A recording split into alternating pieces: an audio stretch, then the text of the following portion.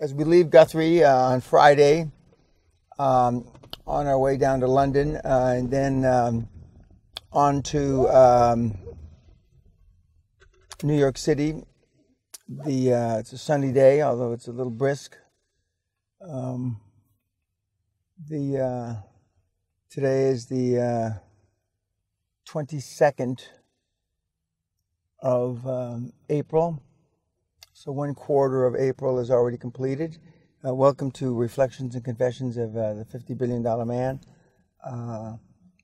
We're going to be doing some changes on how we edit and view these so they come out more frequently than every couple of weeks. And so they'll be much shorter in their time frame, a few minutes. I'm told to because the attention span of the world now is pretty short. So we will do that. I'm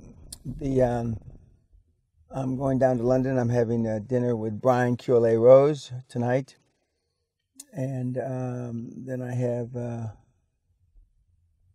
a board meeting actually 2 board meetings in London. And a couple of meetings with some mentees, and then when we go on to not Los Angeles, to New York City, I have a couple of board meetings and a couple of meetings with mentees. Excuse me. Something is a number of things have come up, but one of which is I still get the kids lamenting in the questions on Ask the $50 Billion Man, and just extemporaneous questions that they seem to think that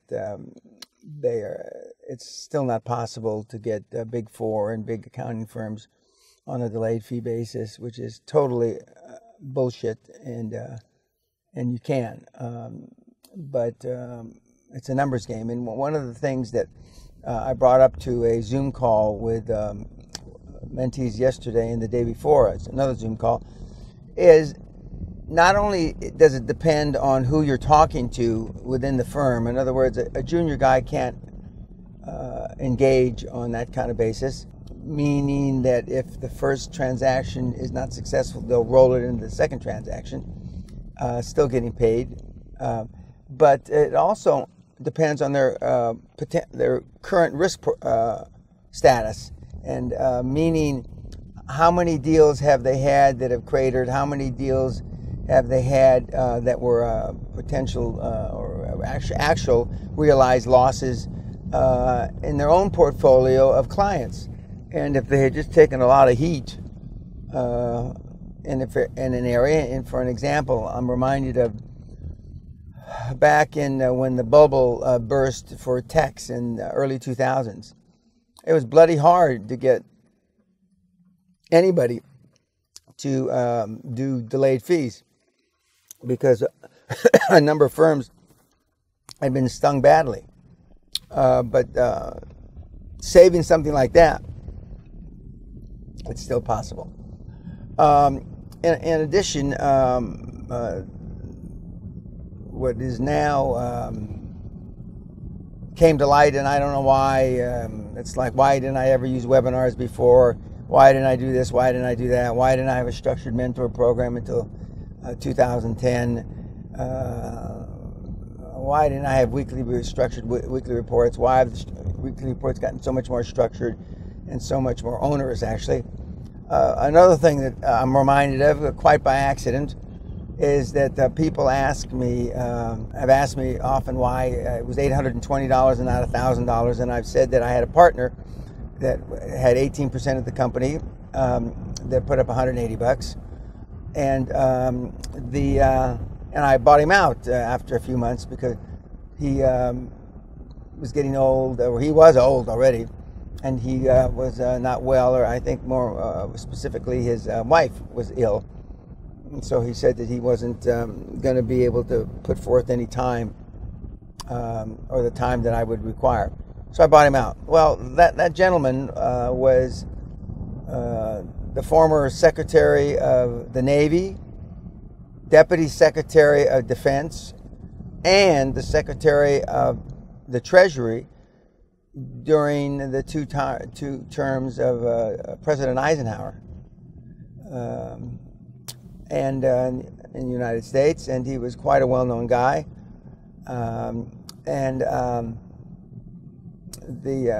quite high profile.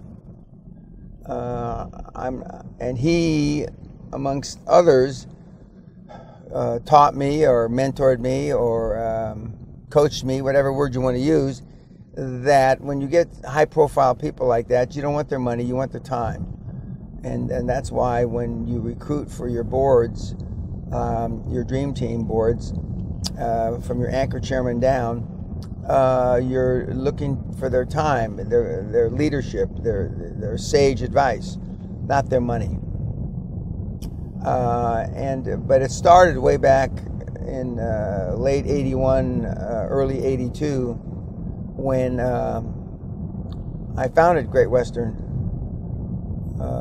and it's worked and carried on for a lot of years. One of my mentees had a billionaire investor that wanted to talk to me because he'd gone through my mentor program, not the billionaire investor, but the kid, the you. And he asked me how it got started and why we didn't want money from our directors, but we were enlisting assistance and investment from other sources, one of which was his family office that manages money. And I recalled that how the gentleman I just described, who ultimately was the Secretary of Treasury under Eisenhower, had helped me get started and assisted me, and I didn't want any money from him, although he did put up the $180 because he actually was a founder of the company. But that's how it all started, some 35 years ago. I wanted to make that point clear. I also wanted to make a couple other points clear. I had commented on a YouTube that the difference in how they treat candidates running for office.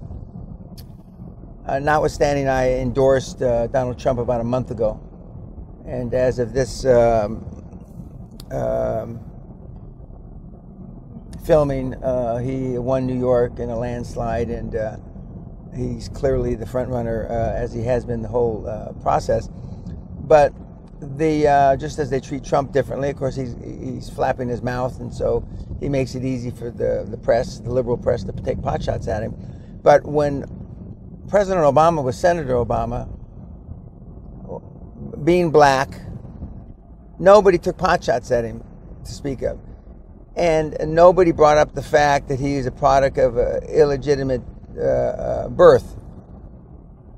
And if I'm absolutely fucking confident that if he had not been black, it would have come up.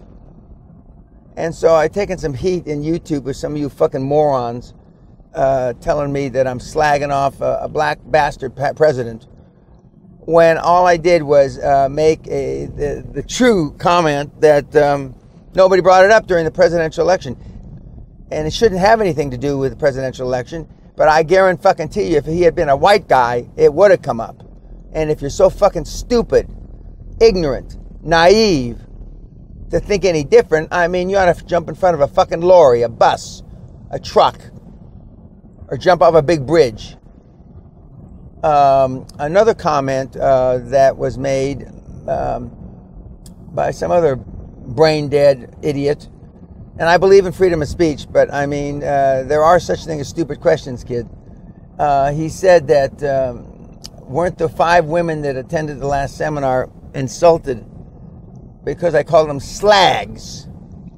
And you can look up on the Wikifucky what a slag is. And I said they fucking loved it. They fucking loved it. Because I say what other people think, but are afraid to say. Now, were they all real slags? No. Slags has a bad connotation like slut, prostitute, etc. but it's a term that is I use with endearment. And if you don't like it, don't fucking listen to me. Do us both a favor. Don't fucking listen to me. Now, I'm sure I will remind Brian QLA Rose tonight at dinner that one of the little snippets that he's using from my third interview with him back in mid-February this year, has gone, viral, and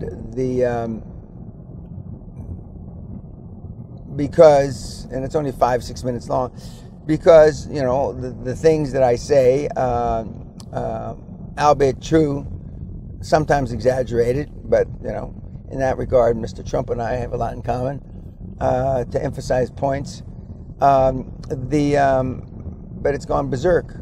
And as Brian wrote me maybe a week ago, I believe he said that we had 500,000 views. Not of that particular, but the grouping. And that's a lot of people, and we are quickly approaching, since I started doing these podcasts, 10 million minutes of viewers or download views. Not downloads, 10 million, but minutes viewed. And I'm told that considering I haven't been doing the podcast that long, that's quite a large number. And I thank everybody for that following. I thank you for your participation in the various podcasts that I have, and I will continue to do it. And speaking of continuing to do it, I'm asked how much longer am I going to do the seminars, and as long as I continue to enjoy it, as long as I am healthy, which I am very healthy, and as long as I know that I'm adding value, I will continue. So I can't put that in a time frame or on a timeline. Although an offer was made to me in the last week that since I have no heir apparent to hand off the baton, as they say here in Britain, that would I entertain or consider selling the estate with the caveat of me being able to live in it until I die. They made no dispensation for my lovely wife, but I assume that because they don't want her to live in it until she dies, because she's younger than I am. And for me to train one or two additional people younger than I am to carry on with the QLA tradition or methodology or whatever you want to call it. I asked my two of my children what they thought of the idea, and I wasn't surprised that neither one of them liked it. But I have no heir apparent, and I'm not passing the baton off to anybody, and that's why I continue to do podcasts, and I continue to do so much on YouTube, because I want it to be in the archives of life, so to speak.